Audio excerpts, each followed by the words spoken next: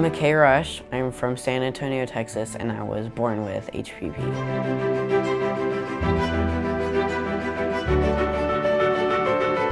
Basically, they just tell me you're gonna be shorter, you're gonna not be able to go fast, your body will excel growth-wise slower, and they just tell me all these things that I feel like should make me not very happy, but I've learned to live with this, and a lot of the time I feel like I know it's there, but I don't really realize it because I can live a pretty normal life.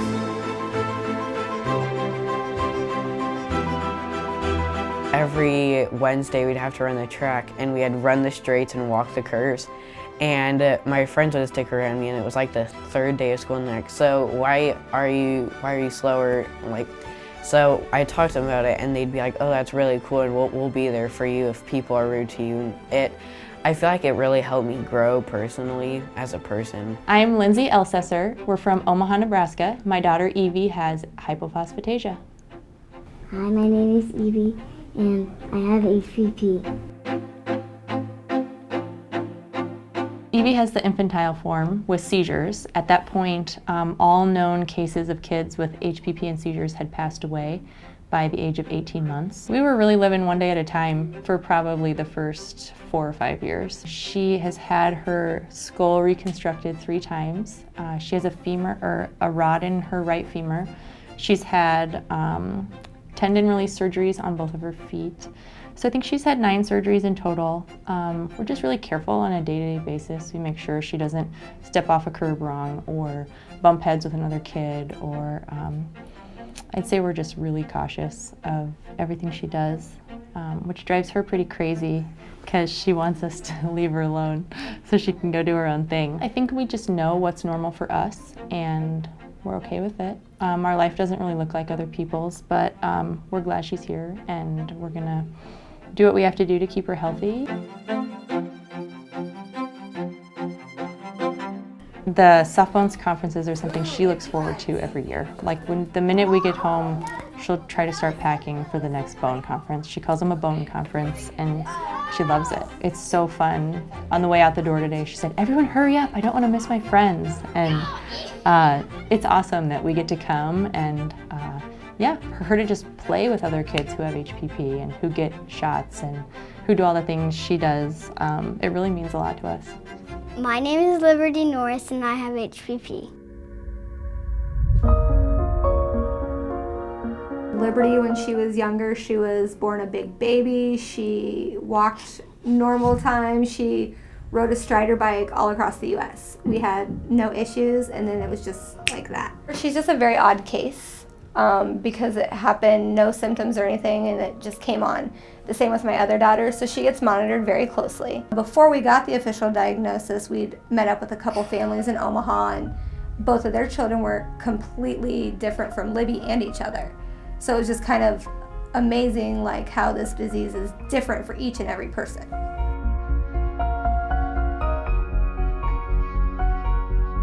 She's actually come a long, long way. We were told that we didn't know, with teeth issues, we didn't know what she'd be able to do. Well, now she's actually an all-star cheerleader and a flyer, which a year and a half ago, before she started medicine, she couldn't do.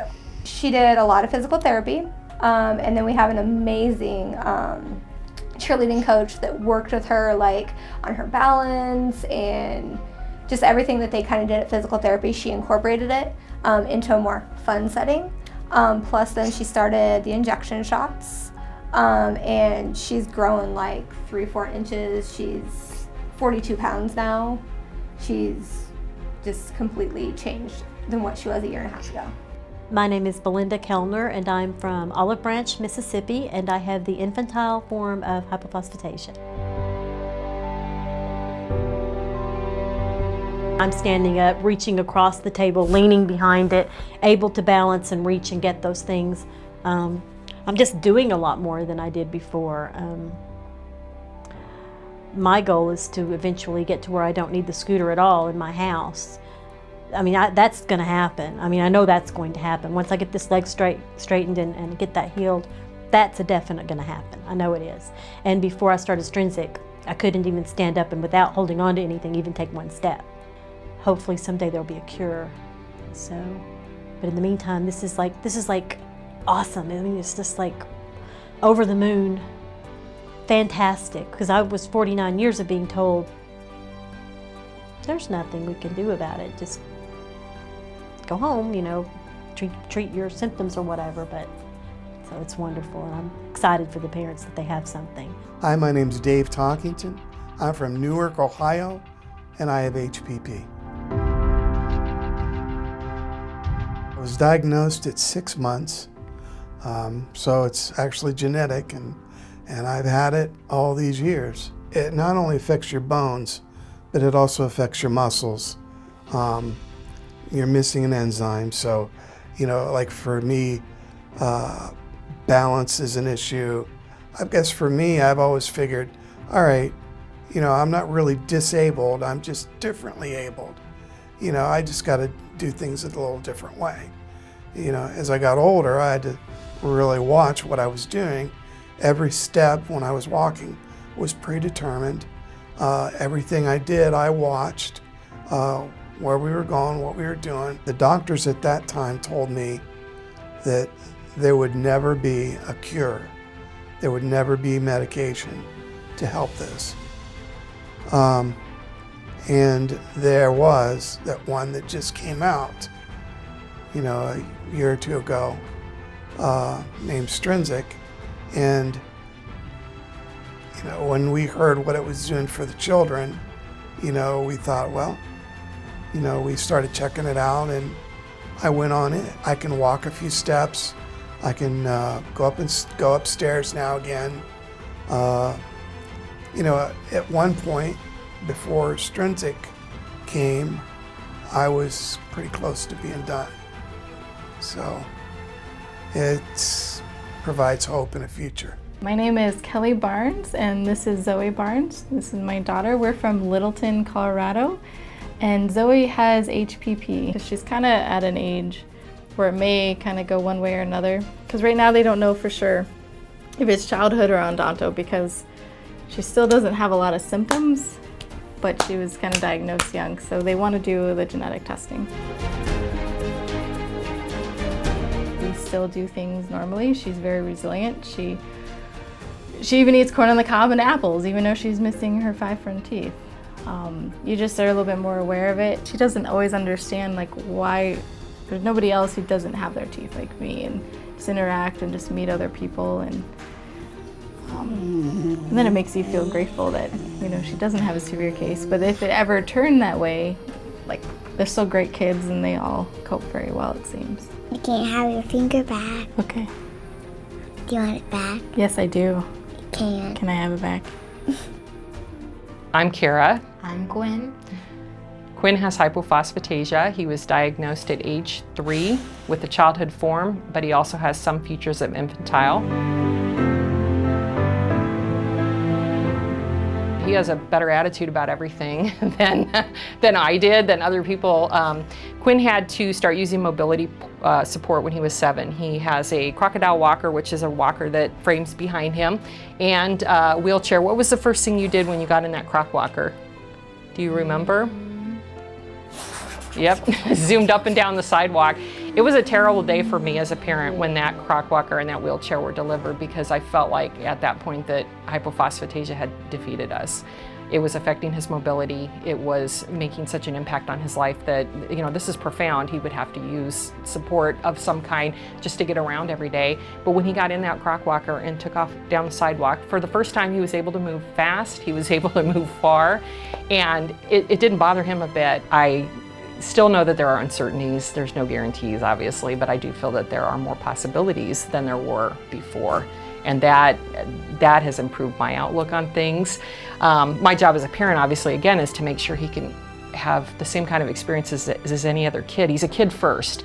He's a kid with hypophosphatasia second. And I want to make sure that for him, he's able to do those things, or at least have some form of those experiences, even if it's not playing football. Maybe he can, you know, have another role, or, you know, play on a different kind of team or do something. But I really hope that he can do everything that he wants to do or can try everything that he wants to try, just like any other kid. My name is Dale Sieber. I'm from Champaign, Illinois, and I have HPP. I have the adult form, so it kind of appeared late in life for me. Well, I started to show muscle loss, harder to walk up and down stairs, started to have some fractures in my feet, my metatarsal fractures. There's a lot of sharing that goes on between us all, and sometimes maybe it's not as accurate as you'd like it to be because we're not physicians, but it is valuable, and it helps you direct your thinking and as to what might be a good therapy for that ache or pain or whatever you might have. I think the biggest thing is kind of a sense of community. And that brings a lot of strength, I think, to know that there are others that have the same disease. We're all different, but that we have similarities too. And so I think just the community that we see here and the encouragement is a big part of coming to these kind of gatherings that Softbone puts on. Hi, I'm Avalon Budd. I am from Ohio and I have childhood onset HPP.